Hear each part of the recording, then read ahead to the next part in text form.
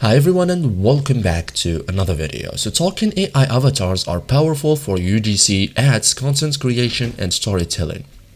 With OpenArt you create the avatar visually, then bring it to life using voice and lip sync tools. In this guide, I will show you step by step how to create a talking AI avatar using OpenArt in 2026. So first thing first, define your avatar persona. So start with a clear identity, like choose age, gender, style, okay, like casual, professional, influencer, tone, like friendly, serious, energetic. So for example, you can use this you can like take this example that I will show you just for consideration. Okay, so like, okay, look at this: young man, casual style, friendly personality, UGC creator vibe. Okay, so create a realistic avatar. Okay, open OpenArt's image generator, for example, use realistic prompts. Okay, we will show you an enhanced prompts. Okay, so as you can see here, like this: realistic person, natural skin texture, soft lighting, vlog style, smartphone camera look. Okay, so